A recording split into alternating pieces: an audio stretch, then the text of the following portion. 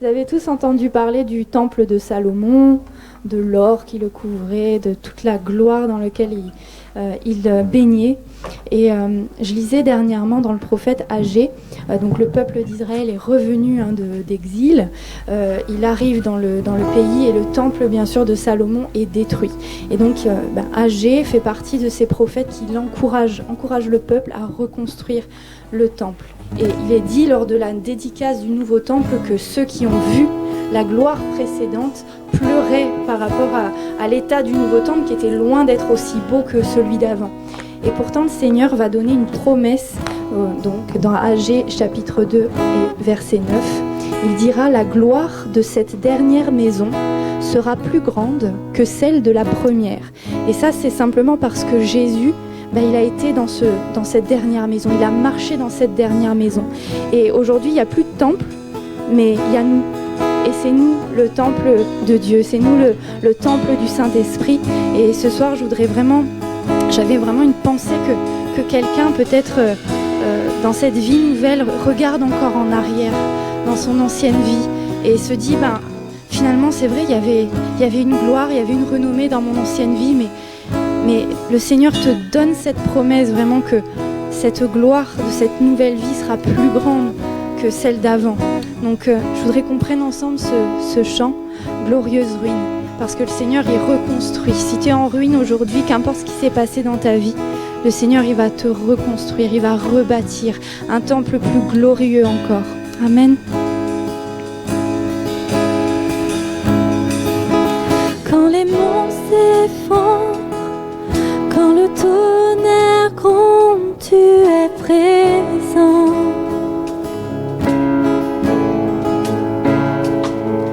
Quand la terre s'efface, mon âme dans sa race prend son essor.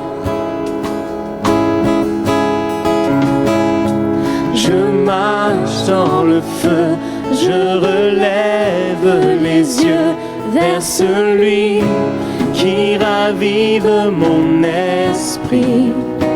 Je regarde à la croix où ma vie tu sauvas, dans l'éclat de ta gloire et ta grâce.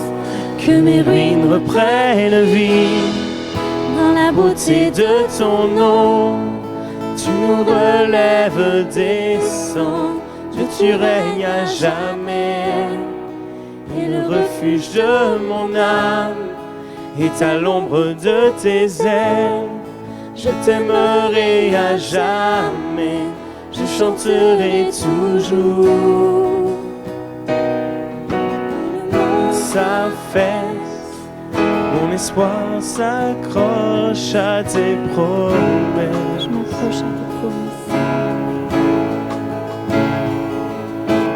Courage c'est, mon cœur puise sa force dans ta présence.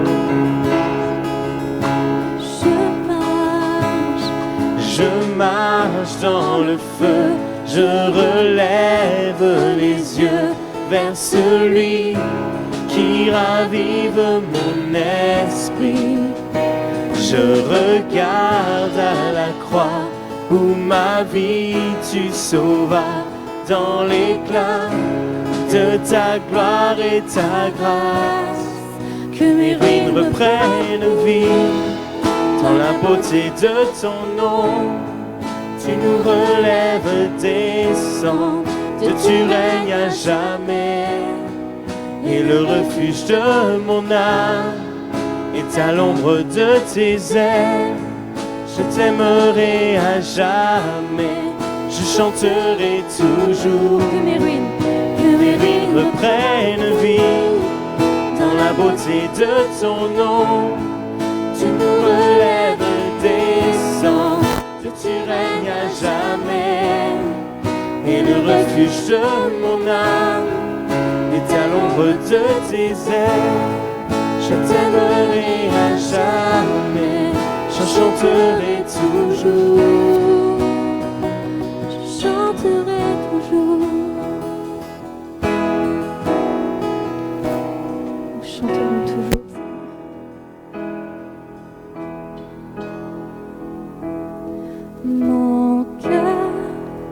t'adore, mon Dieu puissant. Nul n'est comme toi.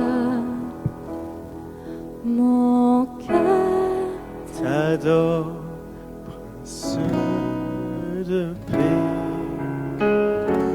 C'est ce que mon cœur désire. Sois glorifié, car tu es sainteté.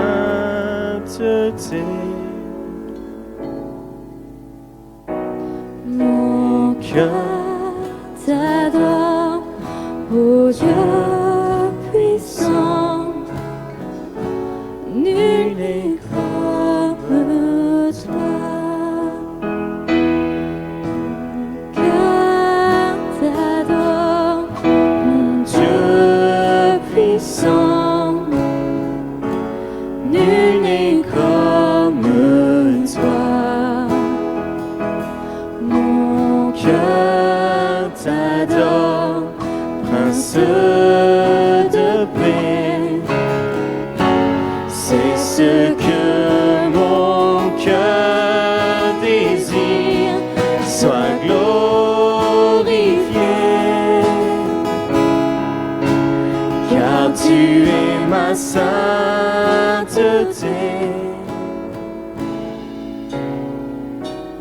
Mon cœur t'adore, ô Dieu puissant. Nul n'est comme toi. Nul n'est comme toi. Nul n'est comme toi. Louons le Seigneur ensemble. Disons-lui combien il est merveilleux, combien nos cœurs veulent l'adorer, combien il est bon d'être en sa présence. Nous te louons, Seigneur Jésus.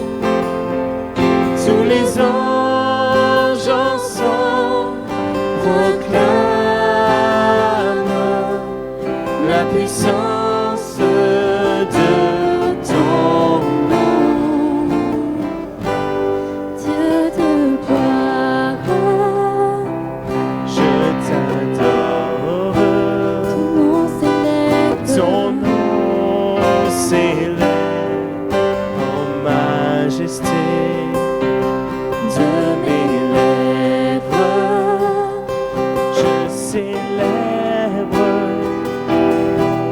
ta victoire, ton règne, ton autorité, dignité, agneau de Dieu. Dignité, agneau de Dieu. Tous les anges ensemble proclament la puissance de ton nom.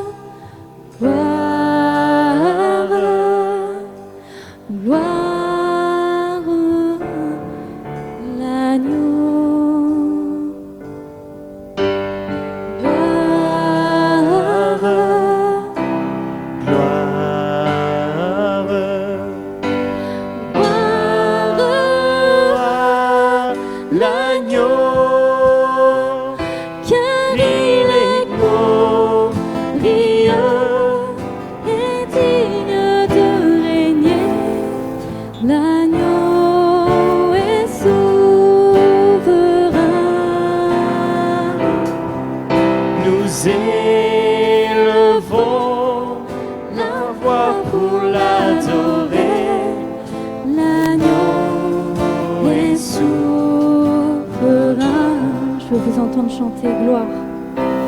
Gloire, gloire,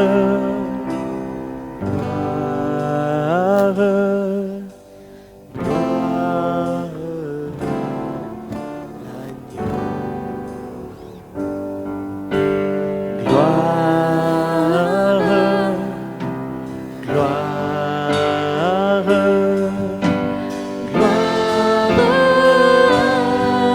l'agneau.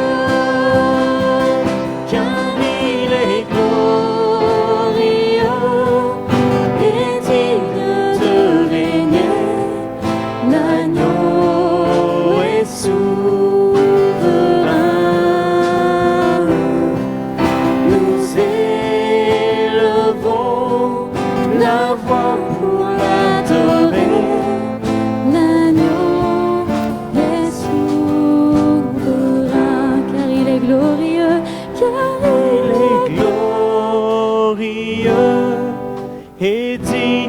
de régner, L'agneau est souverain.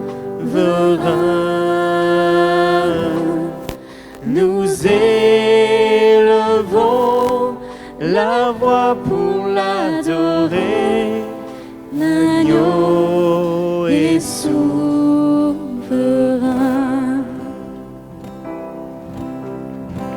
Alléluia, Seigneur Jésus. Tu es celui qui te lèvera le dernier sur la terre, Seigneur. Tu es souverain, tu es victorieux. Jésus, merci.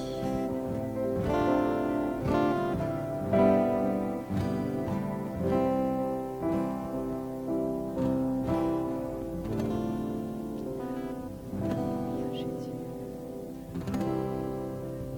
Laisse-nous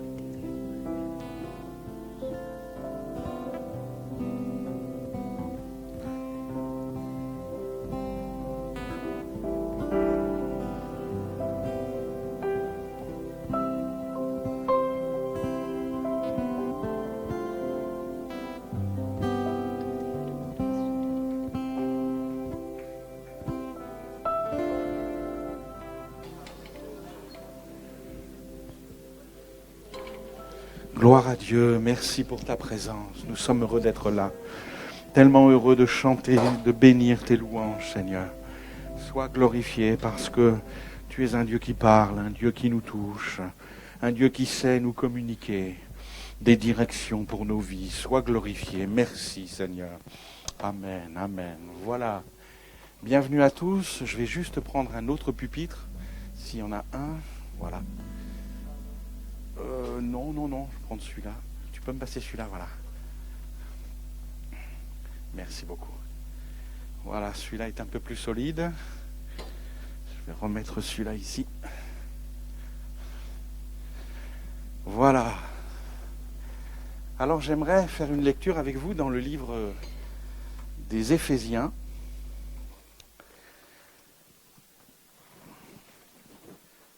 Au chapitre 6 et au verset 10. Éphésiens, chapitre 6, verset 10. Ça va, vous me voyez bien tous? Pas de souci? Bon. Amen. Au reste, fortifiez-vous dans le Seigneur et par sa force toute puissante.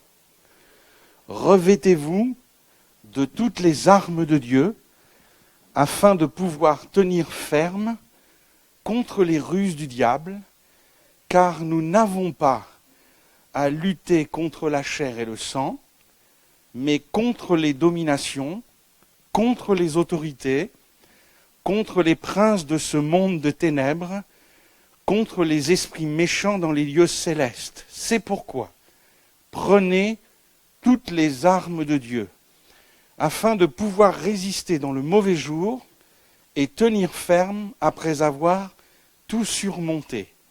Tenez donc ferme. Ayez à vos reins la vérité pour ceinture. Revêtez la cuirasse de la justice. Mettez pour chaussure à vos pieds le zèle que donne l'évangile de paix. Prenez par-dessus tout cela le bouclier de la foi avec lequel vous pourrez éteindre tous les traits enflammés du malin. Prenez aussi le casque du salut et l'épée de l'esprit, qui est la parole de Dieu. Amen. Donc dans ce passage, Paul nous explique que la vie chrétienne n'est pas toujours un long fleuve tranquille. Paul nous dit ici que la vie chrétienne, c'est un combat. Il nous faut lutter contre Satan lui-même et contre les serviteurs de Satan. Et dans ce texte, les serviteurs de Satan sont appelés domination, autorité, prince de ténèbres, esprit méchant, et ils font la guerre à notre âme. En fait, ils n'ont jamais accepté notre conversion, et ils veulent nous décourager dans notre marche chrétienne, et même ils veulent nous amener à lâcher la main du Seigneur. Donc c'est un véritable combat. Le texte dit on ne lutte pas contre la chair et le sang, mais on lutte contre des esprits méchants dans les lieux célestes. Et dans ce combat que nous avons à mener, en tant que croyants, en tant que disciples de Jésus, Dieu nous a donné des armes pour nous défendre. Amen. Et il est cité dans ce texte 6 armes dont j'aimerais parler ce soir. Et au sujet des armes, Paul dit « Revêtez-vous des armes de Dieu ». Et puis il le dit une deuxième fois. Il dit « Prenez toutes les armes de Dieu afin de pouvoir résister dans le mauvais jour et tenir ferme après avoir tout surmonté ». Et dans ces 6 armes que Paul propose, Paul s'inspire de l'équipement romain. Il faut comprendre que cette épître d'Éphèse, il l'a écrit en prison. Quand il écrit cette lettre qu'il envoie à Éphèse, il est en prison. Et il a à côté de lui un soldat romain qui veille sur lui nuit et jour. Et régulièrement, il voit des soldats romains qui passent. Il est constamment confronté à des soldats romains. Et donc, il va s'inspirer de l'équipement romain pour nous communiquer les armes de Dieu. Amen. Et donc, j'aimerais qu'on découvre ces armes, et puis qu'on s'en empare ce soir, et puis qu'on puisse mener le combat de la foi avec courage et autorité. En tout cas, Dieu ne nous a pas laissé les mains vides. Dieu nous a donné des armes pour nous défendre. Amen. Alors, découvrons ces armes. Première arme, c'est la vérité pour ceinture. Cette ceinture, c'était une large bande de cuir qui soutenait les reins des soldats. Et cette ceinture, elle servait à 3 choses. Elle servait d'abord à donner de la force aux soldats en soutenant ses reins, parce que les reins, c'est le cœur de la force, c'est le centre de la force, et quand on soutient les reins, on gagne en vigueur, on gagne en force. Cette ceinture servait également à enrouler la tunique. À cette époque, les gens vivaient en tunique, avec des robes un peu longues, voyez ? Et donc cette ceinture servait à enrouler la tunique. On enroulait la tunique autour de la ceinture, ce qui permettait d'être à l'aise et de pouvoir mener le combat sans être gêné dans ses mouvements. Amen.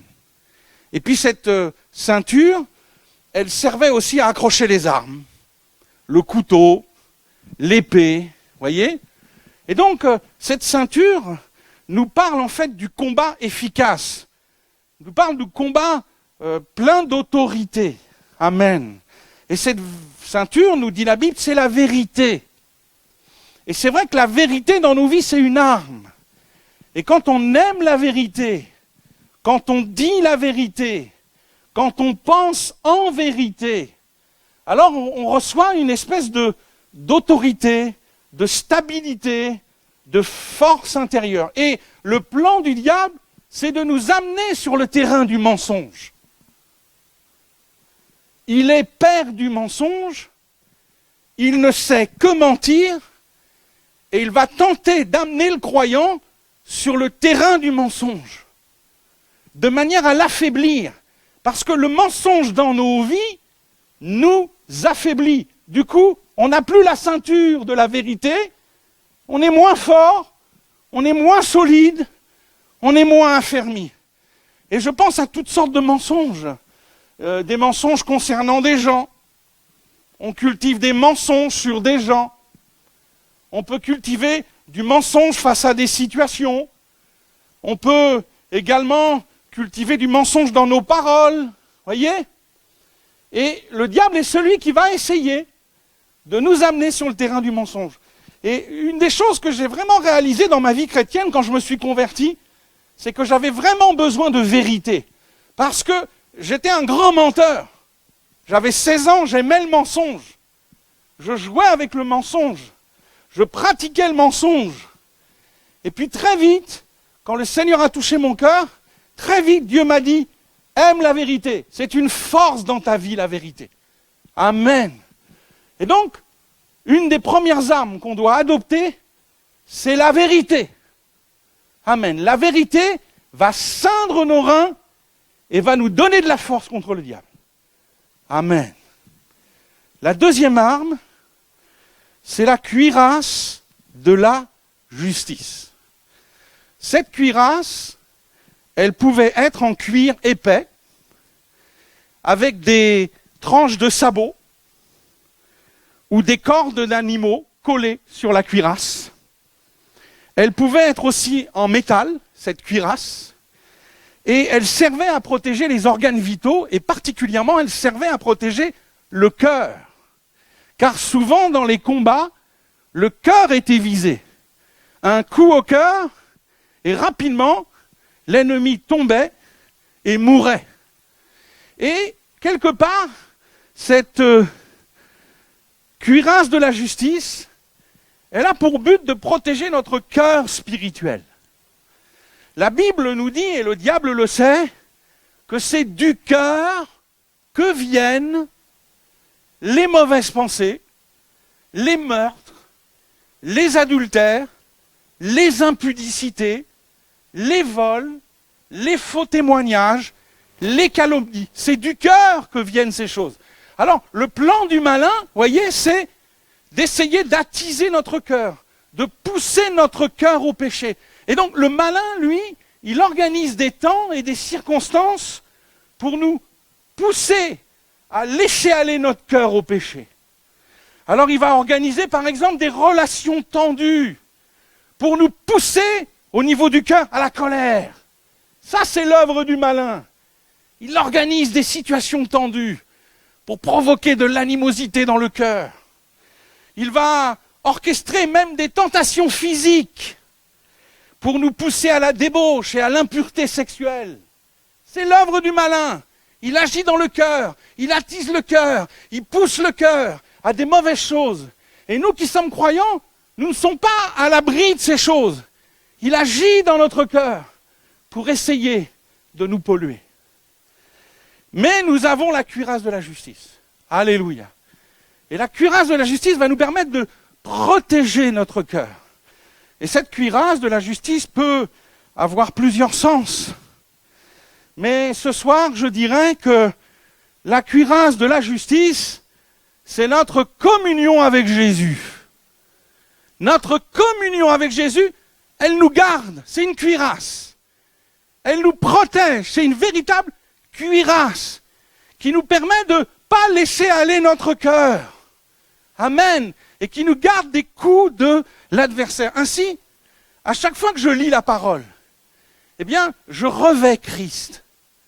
Je revais la cuirasse de la justice. Amen. Je revais cette cuirasse qui garde mon cœur. Dans cette communion avec Jésus, je suis changé dans mon cœur. Je suis renouvelé dans mon cœur. Et mon cœur, il est gardé en sécurité.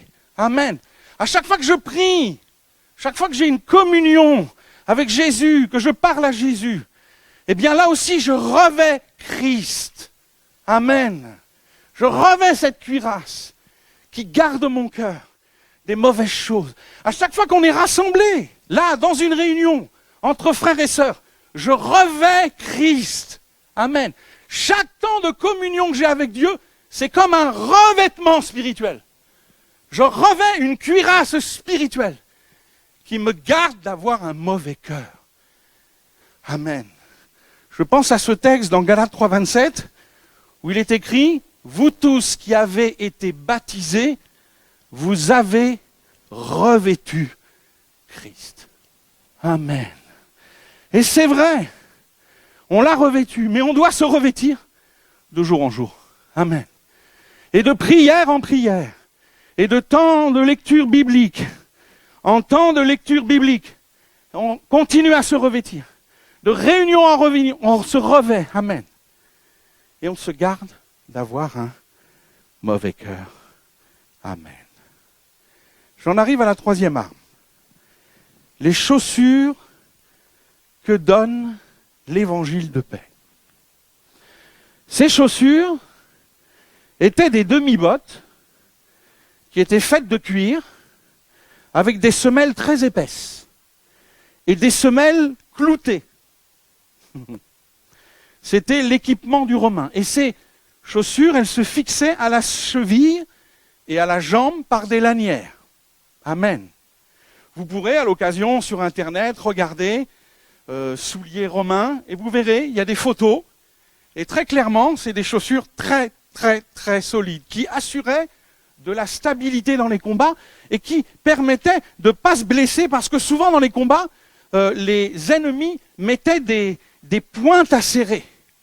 Et en marchant, on pouvait se percer le pied. Mais grâce aux semelles solides, épaisses, cloutées, on n'était pas blessé sur le terrain.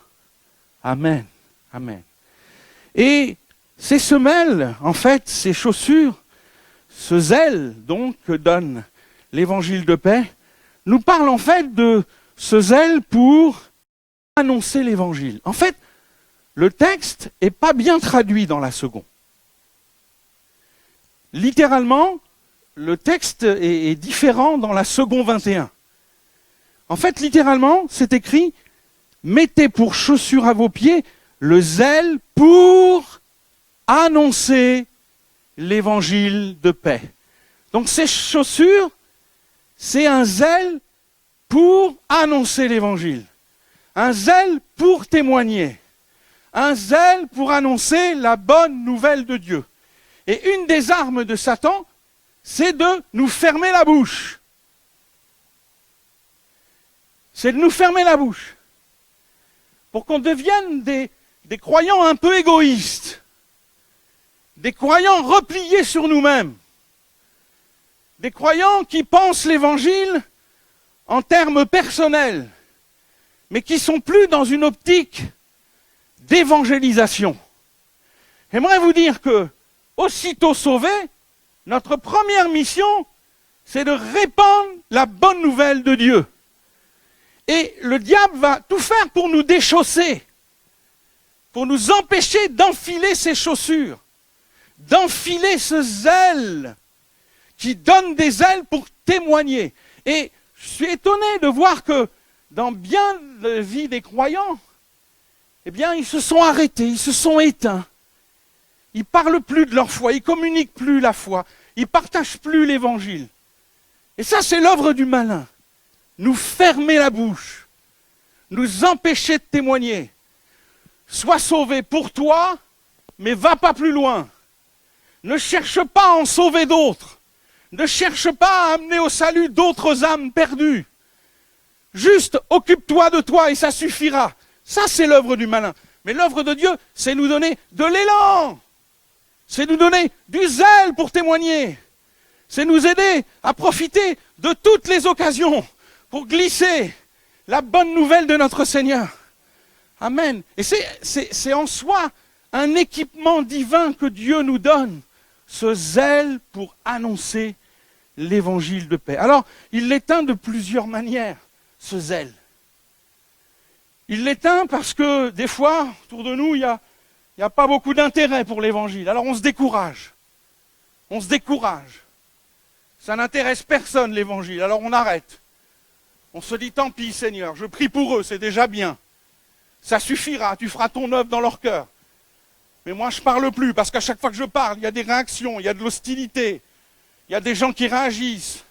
Et puis ça se retourne contre moi. Vous voyez ? Voilà, c'est des éléments qui peuvent éteindre ce zèle pour annoncer l'évangile de paix. Des fois, c'est le manque de résultats qui nous décourage aussi. Voilà, on a parlé à 10 personnes et aucune ne se sont converties. Aucune ne se sont données à Dieu. Et on se dit, à quoi bon ? À quoi ça sert d'annoncer le message ? Mais le Seigneur nous dit qu'il ne faut pas cesser de parler. Il ne faut pas cesser de témoigner. Et il nous a équipés pour ça. Il nous a donné les chaussures, le zèle pour annoncer l'évangile de paix. Amen. Il faut les revêtir, ces chaussures, pour ne pas cesser de proclamer le glorieux message de l'évangile. Amen. J'en arrive à la 4e arme. Le bouclier de la foi. Amen. Le soldat romain avait à sa disposition 2 sortes de boucliers. Il y avait un petit bouclier rond qui faisait environ 60 cm et qui était utilisé pour les combats rapprochés. Et puis il y avait aussi un grand bouclier qui mesurait environ 1,30 m de haut et environ 80 cm de large et qui couvrait tout le corps du soldat. Et ce bouclier dont il est question ici, c'est le grand bouclier, pas le petit, c'est le grand bouclier. Celui qui permet d'être protégé intégralement. Et les Romains utilisaient ce bouclier comme un véritable abri. Ils mettaient en place ce qu'on a appelé la tortue. Vous savez, avec ces grands boucliers, ils mettaient des soldats devant, ils mettaient des boucliers au-dessus, ils mettaient des boucliers sur le côté, et puis ils avançaient à petits pas. Voilà. Et grâce à ce bouclier, qui les protégeait complètement, eh bien, ils ne cédaient pas à la peur, ils ne reculaient pas, voyez, ils avançaient. Et c'était une arme redoutable pour l'époque, ces grands boucliers. Ça permettait d'avancer coûte que coûte, en échappant aux flèches, voyez, en restant groupés et en avançant et en triomphant sur l'ennemi. Amen. Et quelque part, ce bouclier de la foi, ça nous parle vraiment de sécurité dans la foi, de certitude dans la foi, de paix dans la foi. Amen. La vraie foi, elle amène de la paix. Je me sens à l'abri. Je me sens en sécurité. Vous voyez, l'œuvre du diable, c'est de me faire peur. L'œuvre du diable, c'est de me conduire à sortir de ce bouclier, à quitter ce bouclier et à céder à la peur. Mais derrière ce bouclier, je n'ai rien à craindre. Vous voyez, ce grand bouclier de la foi, ça me permet de cheminer sans crainte, sans peur. Amen. Et d'avancer coûte que coûte. Alléluia. Alors que peut-être, vous voyez, je suis malade, alors une flèche enflammée vient du diable pour me dire tu guériras jamais. Mais ma foi me dit non, un jour je guérirai. Ça, c'est le bouclier de la foi. Voyez? Alors que je chemine et que je vois que mes enfants ou mes petits-enfants ne sont pas convertis, alors c'est aussi une autre flèche enflammée qui vient sur moi. Mais si je suis derrière le bouclier de la foi, il y a quelque chose de fort qui me dit non, tu ne crains rien. Tôt ou tard, Dieu agira, Dieu bénira, Dieu sauvera. Ça, c'est le bouclier de la foi. Tu te sens en sécurité. Tu sens que Dieu va agir. Tu ne sais pas quand, tu ne sais pas comment, mais tu sais qu'il va le faire. Ça, c'est le bouclier de la foi. C'est une espèce de paix intérieure. Je sais, Seigneur, que tu auras le dernier mot. Vous voyez, la vraie foi, ce bouclier de la foi, refuse la peur, refuse la crainte, refuse le doute et reste convaincu qu'à Dieu tout est possible. Amen. À Dieu tout est possible. Ça, c'est le bouclier de la foi. Amen. 5e arme, le casque du salut. Ce casque était indispensable dans les combats, car la tête était aussi visée. On essayait avec l'épée de couper des têtes. Et le casque protégeait, voyez. Et ce qui est étonnant, c'est que ce casque qui assure une protection, il est relié au salut. C'est le casque du salut. Amen. En fait, c'est un casque qui nous protège et qui nous garde dans le salut. Parce que une des tactiques de l'ennemi, c'est nous voler le salut. C'est nous voler le salut. Amen. Et il essaye, voyez, de lancer des attaques dans nos têtes pour nous amener à banaliser le péché. Voyez?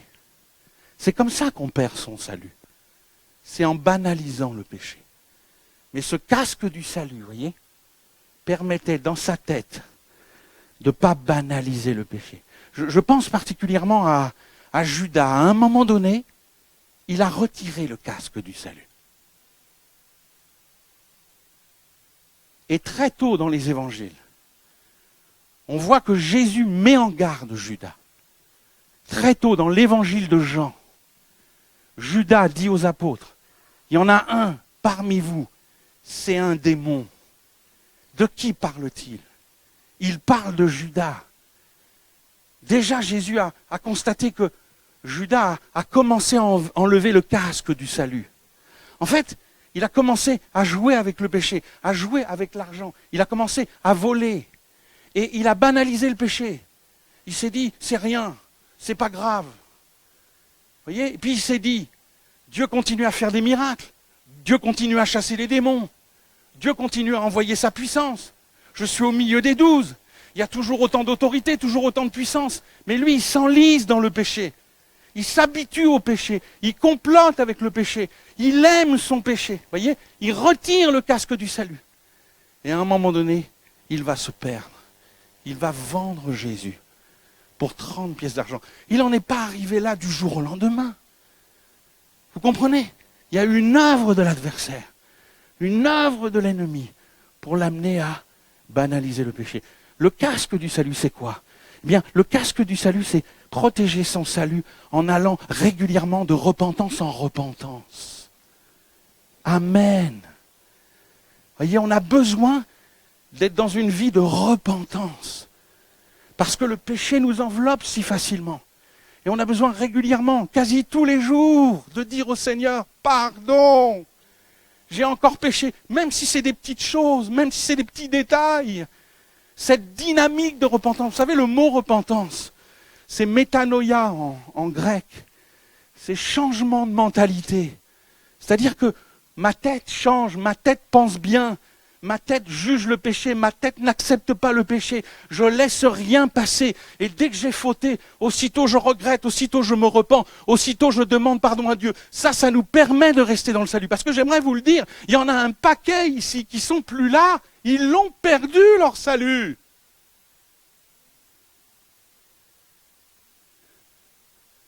Et personne n'est à l'abri. Et on a besoin vis-à-vis du péché d'avoir la bonne attitude. Un regret régulier, des repentances régulières, où je dis au Seigneur, pardon, rends-moi meilleur, lave-moi, purifie-moi, redonne-moi une autre chance. Amen. C'est ça porter le casque du salut. Alléluia. J'en arrive à la dernière arme, et je termine, l'épée de l'esprit. Là aussi, le soldat avait à sa disposition 2 épées. D'abord, une épée longue d'1,20 m environ, qui était généralement utilisée par les cavaliers. Ils les faisaient tournoyer, ils essayaient de couper des têtes au passage. C'était la grande épée, une épée d'1,20 m environ. Et puis il y avait une petite épée plus courte, d'environ 45 cm, qui servait pour les petits combats rapprochés. Et c'est de cette épée dont nous parle Paul. Paul ne nous parle pas de la grande épée, il nous parle de la petite épée, vous voyez, celle qui était là, à la ceinture, celle qu'on pouvait saisir à tout moment, celle qu'on pouvait utiliser à tout instant, celle qui était à portée de main, vous voyez. Et cette épée, nous le savons par l'Écriture, c'est la parole de Dieu. La parole de Dieu, c'est une arme incroyable, une arme fantastique. Et il faut l'avoir à la ceinture, il faut l'utiliser régulièrement. Amen. Comme a fait Jésus lorsqu'il a été tenté. Il est écrit. Amen. Et régulièrement dans nos vies, on a besoin, quand on est tenté, quand le péché couche à notre porte, on a besoin d'utiliser la parole de Dieu comme une arme en disant, il est écrit. Je sais que dans mes visites, quand je parle avec les gens, quand je les encourage, j'essaye toujours de leur laisser un texte. Amen.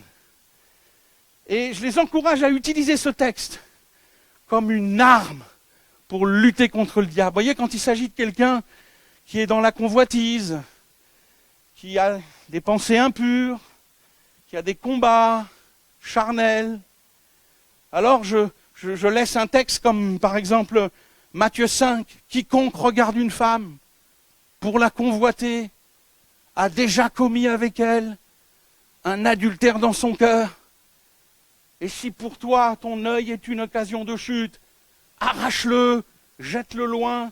Si ta main est pour toi une occasion de chute, coupe-la, jette-la loin. » Vous voyez, je donne des textes comme ça, parce que c'est la parole de Dieu qui nous permet de nous défendre au moment de la tentation. Amen. Vous voyez, quand il s'agit d'un problème de finances, de peur, de crainte, Alors je donne un texte comme Philippiens 4, mon Dieu pourvoira à tous mes besoins. Amen. J'utilise la parole de Dieu. Alors que j'ai peur, alors qu'il y a du doute, alors qu'il y a de l'incrédulité, je me défends, j'utilise la parole de Dieu, je dégaine l'épée, la petite épée, et je dis, il a écrit. Amen. C'est une arme, la parole de Dieu. C'est une vraie arme. Pareil quand on n'est pas en bonne santé, et qu'on souffre et qu'on combat dans sa santé. Il y a des textes clés. Moi, un des textes que j'utilise pour ma propre vie, c'est dans 1 Jean 3. Dieu veut que tu prospères et sois en bonne santé à tous égards, comme prospère l'état de ton âme. Ça, c'est des versets. On tire l'épée, on dégaine et on prend autorité. J'aimerais terminer par un témoignage. Pendant les vacances, là, j'ai rencontré une jeune fille qui s'est convertie à l'âge de 15 ans. Et juste après sa conversion, elle est tombée malade. Cancer des os et des muscles. Elle avait 15 ans. Elle venait juste de se convertir. Elle avait des parents fidèles, attachés à Dieu, solides dans la foi. Et ses parents lui ont dit, tu sais, pour chaque situation difficile de la vie, il y a un texte dans la parole pour t'aider. Il y a un texte dans la parole pour te défendre. Et pour prendre autorité sur l'adversité. Alors elle a dit à ses parents, mais moi j'ai un cancer, des muscles et des os. Le mot cancer n'existe pas dans la Bible, je ne vais pas trouver un passage qui va me toucher, qui va m'aider, qui va m'encourager. Et ses parents lui ont dit, fais confiance au Seigneur. Prie, demande une parole, demande un texte sur lequel tu t'appuies, avec laquelle tu vas te défendre, avec laquelle tu vas dire, il est écrit. Amen. Et c'est ce qu'elle a fait, elle a prié. Et un jour, quelques jours plus tard, elle tombe sur un texte, dans Proverbe 3, où il est écrit, crains l'Éternel, détourne-toi du mal, et ça sera la santé pour tes muscles et un rafraîchissement pour tes os. Et quand elle a lu cette parole, elle a su que c'était une parole de Dieu pour sa situation. Et elle s'en est emparée. Et elle me racontait que à partir du moment où elle a reçu cette parole, elle s'est cramponnée sur cette parole. Elle répétait cette parole, elle pensait cette parole. Et dès que l'angoisse et l'inquiétude arrivaient, elle proclamait cette parole. Et elle est rentrée dans une paix surnaturelle, elle me l'a dit elle-même. Grâce à cette parole de Dieu. Elle s'est mise à mener le combat contre la maladie. Alléluia. Et intéressée par ce texte, elle a demandé à un pasteur, qu'est-ce que ça voulait dire vraiment? La santé pour tes muscles et un rafraîchissement pour tes os. Et le pasteur lui a dit, pour tes muscles, en hébreu, littéralement, c'est la guérison miraculeuse. C'est la guérison soudaine. C'est la guérison qui vient d'un coup. La santé pour tes muscles. C'est remède divin, remède surnaturel. Et puis, il lui a dit, ce pasteur, le passage où il est dit rafraîchissement pour tes os, là, c'est différent. C'est un relèvement progressif au moyen d'un traitement. Amen. Au moyen d'un traitement. Et en fait, c'est exactement ce qui s'est passé. Elle a été complètement guérie, mais ça s'est exactement passé comme la parole de Dieu l'avait dit. Les médecins lui ont dit, concernant vos muscles, c'est miraculeux. Mais concernant vos os, c'est la chimio qui a travaillé, c'est la chimio qui a fait son travail, c'est le traitement qui a fait son travail, et aujourd'hui, votre os, il est sain. Amen. Vous voyez, est arrivé très exactement ce qu'avait dit la parole de Dieu. C'est une arme. C'est pour ça qu'il faut la connaître. Il faut avoir des versets clés qu'on connaît, qu'on mémorise, qu'on apprend par cœur, qu'on proclame. Amen. C'est comme ça qu'on tient dans l'adversité. En proclamant la parole, il est écrit. Amen. Alors ce soir, on a besoin d'être des combattants. Amen. On veut combattre, on ne veut pas baisser les bras, on ne veut pas se décourager. On veut, comme dit la parole, revêtir les armes de Dieu. Je ne sais pas si les musiciens sont là, ils vont peut-être me rejoindre. Et on a besoin, plus que de revêtir, de prendre toutes les armes de Dieu et de s'équiper, amen, pour résister, pour tenir bon dans l'adversité. Amen. Vous n'avez pas envie de vous équiper ce soir? Amen. Alors, la vérité pour ceinture. La cuirasse de la justice. Amen. Le zèle pour annoncer l'évangile de paix, les chaussures. Amen. Et puis, le bouclier de la foi qui permet d'éteindre tous les traits enflammés du malin. Alléluia. Et puis, le casque du salut pour rester dans le salut jusqu'au bout. Et puis enfin, l'épée de l'esprit qui est la parole de Dieu. Amen. Amen. Je voudrais vous inviter ce soir à vous lever. On va tous se lever devant le Seigneur. On va chanter, on va encore prendre un temps dans sa présence. On va encore l'adorer. Et pendant ce temps de louange, ce temps d'adoration, je veux vous inviter à prendre les armes. Prenez les armes. Amen. Le Seigneur Jésus n'a jamais dit que la vie chrétienne serait facile. Il a dit au contraire, vous aurez des tribulations dans le monde, mais prenez courage. J'ai vaincu le monde. Et prendre courage, c'est prendre les armes pour se défendre et pour pas se laisser vaincre par l'ennemi. Je veux lui résister avec une foi ferme. D'ailleurs, le texte, plusieurs fois, dit « Tenez donc ferme. Tenez donc ferme. » On veut résister au malin avec une foi ferme. On veut rien lâcher et s'attendre à lui et être renouvelé. Dans le même texte, il est dit « Au reste, fortifiez-vous dans le Seigneur et par sa force toute puissante. » Amen. J'ai besoin d'un renouveau ce soir. Et je peux vivre un renouveau ce soir pour continuer le combat, rien lâcher et m'attendre à la puissance de Dieu. Alors maintenant, chantons, louons, adorons le Seigneur et laissons-nous renouveler ce soir. Amen, amen, amen. Me voici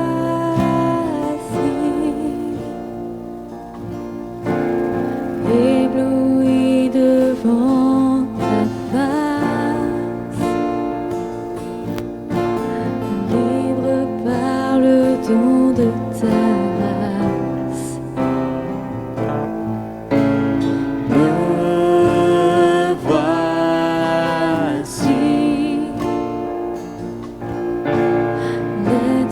plein d'indignité,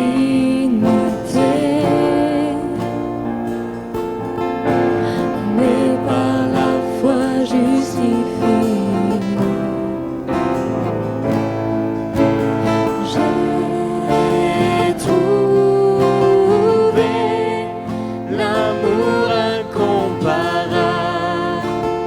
et mien, car tu t'es dépouillé pour te sacrifier.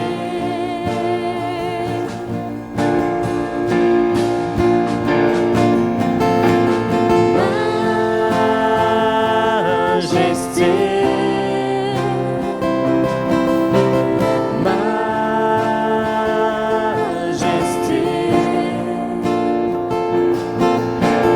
ta grâce m'a pris tel que je suis, sans valeur, mais pour toi, perle de prix.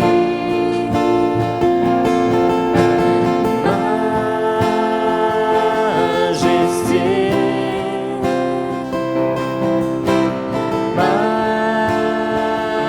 majesté, par ton amour je suis transformé en présence de ta majesté. Me voici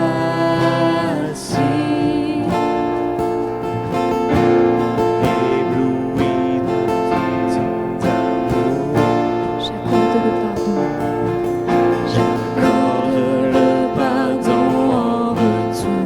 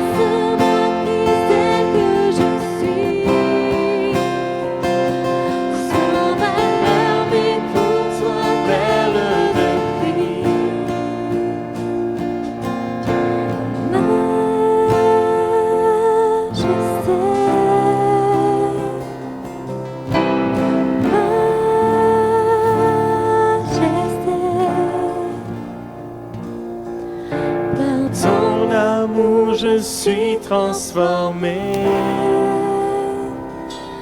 en présence de ta majesté.